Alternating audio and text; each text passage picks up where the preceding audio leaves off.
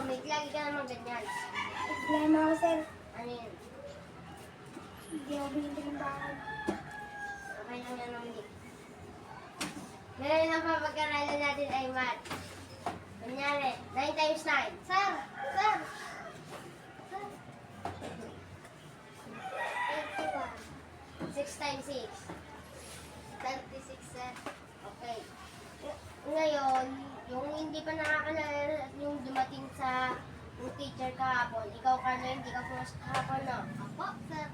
Ayun, makikilala mo yung bagong teacher, ay yung bagong teacher nyo mamaya. Okay po, sir.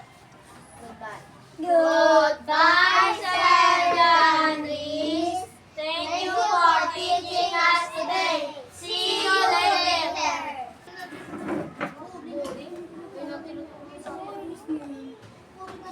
Okay. Ano ang ipagsapan ng class kayo nagkakaroon? Kuhain niyo, Carlos. Po, sir. Maganda po. Ba't ka kasing kagapon? Wala po, sir. May sakit po ako. Sige. Good morning. Good morning, Sir Andy. We're glad to see you. Okay. Pag-aaral natin ngayon tungkol sa math ay ESP. Sorry ng pamalan. Ang sa ESP ay pag-aaral natin ay pagrespeto sa nakakatanda at pagsasabi ng totoo. Halimbawa, paggamit ng opo at po at pagmamano araw-araw ko sa nakakatanda. At kunyari, may nagawa kong mali. At sasabihin mo to, huwag mo intindihan ang sarili niyo. Basta, magsabi kayo ng totoo. Labag o hindi labag, dapat magsabi kayo ng totoo. Kundi, hindi kayo mapupunta sa langit. Naiintindihan ba? Opo, sir. O ano yan, halimbawa, Opo, sir. napagagalang. Gumamit ng opo at po.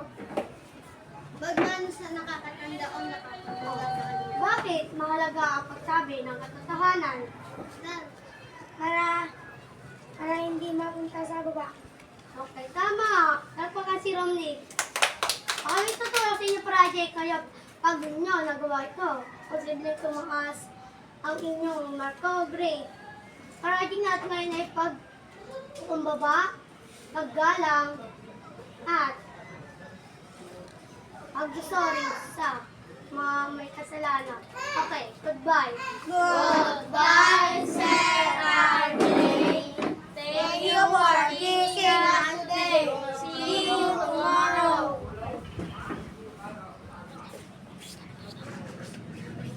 Sorry, Tia. Go.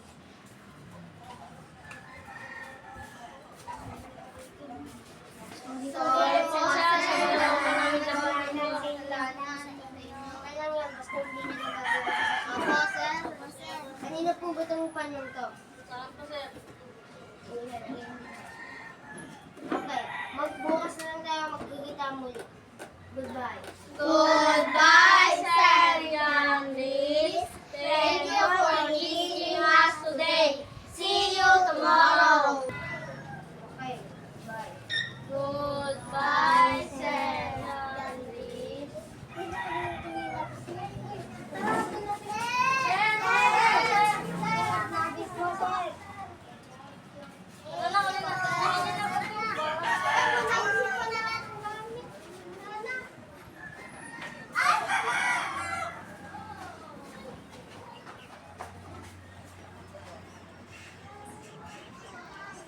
Oh.